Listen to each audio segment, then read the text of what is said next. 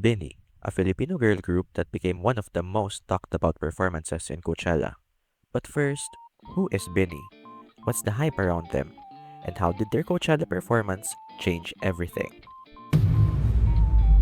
Back in 2019, it all started on this program called Star Hunt, where both boys and girls learn how to sing and dance as trainees under ABS-CBN, supervised by director Lauren Jogi. Now, remember this name because we will see him later in the video. Now, the goal of Star Hunt is to produce idols that have a high caliber to go on the global stage and compete for the global market. The training was demanding.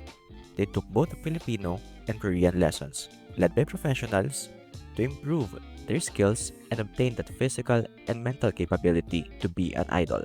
Out of 250 applicants, it was cut down to 50, narrowed down to 12, and eventually they end up with the final 8. And that is Aya, Colette, Maloy, Gwen, Stacy, Mika, Joanna, and Sheena. Back in 2020, after finalizing the members, the girls still encountered setbacks, such as losing a loved one, the pandemic, and the cease of broadcast operations of their entertainment agency. This is ABS-CBN Corporation Channel 2 in the service of the Filipino. Now signing off. So, what's next for BINI? They're already experiencing the pandemic and their agency loses its franchise to air on free TV. Plus, the BINI project is not yet profitable due to low views and engagements as a pre-debut group. Even they are unsure what's next for them.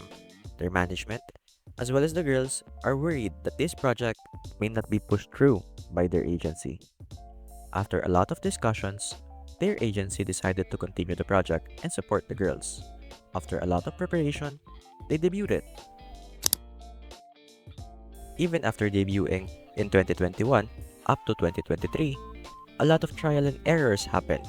They still made a lot of songs in different genres over and over again, in the hopes that at least one can become a hit.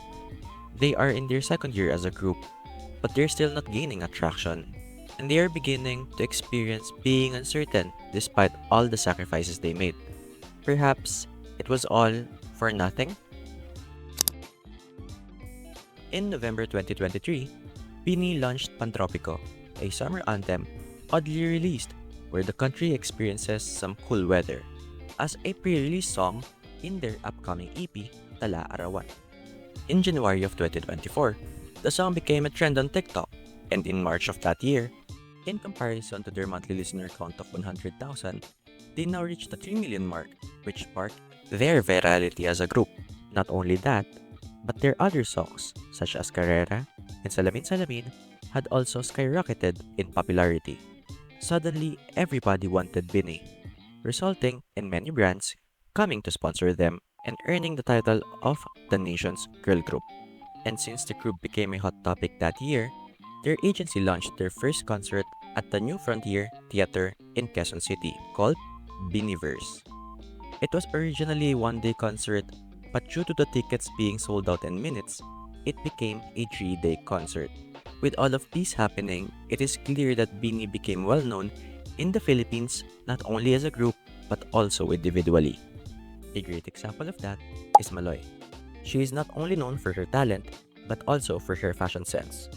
She made a lot of fashion trends in the Philippines such as the bayoneta glasses, ballet core aesthetics, leg warmers, and the iconic Red Riding Hood. Now that their popularity became stable in the country, how would they achieve their original goal of going global? Enter Coachella. But before that, what leads them to perform there? In 2025, BINI launched their Biniverse World Tour in places like the UAE, UK, and North America. Of course, Pinoy and global fans are happy to be seeing them in their respective countries. But for BINI, it is a different story. Because behind the scenes, these world tours are the keys to enter the gates of the global market. ABS-CBN hired international consultants who would help them get promoters that would create opportunities to showcase their craft. It is really a gamble to do these tours due to the situation of their agency, which continues to bleed money. But because everyone believed in Director Chogi's vision, they chose to do it to show that BINI has an audience that can compete with international groups. While BINI are doing these tours, the promoters eventually realized that there is something that the group can offer. So after the tour, they eventually got invited to perform in Coachella.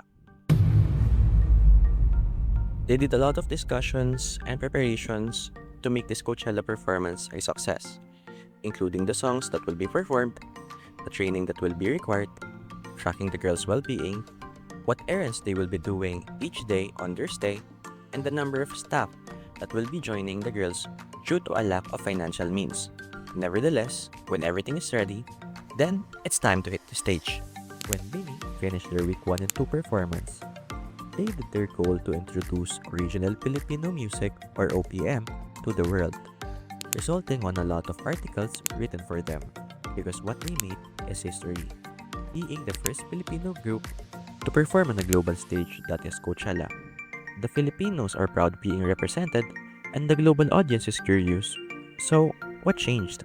With an upcoming world tour, appearance in Billboard Women in Music, and an invitation to be on Summer Sonic, their Coachella run was a success.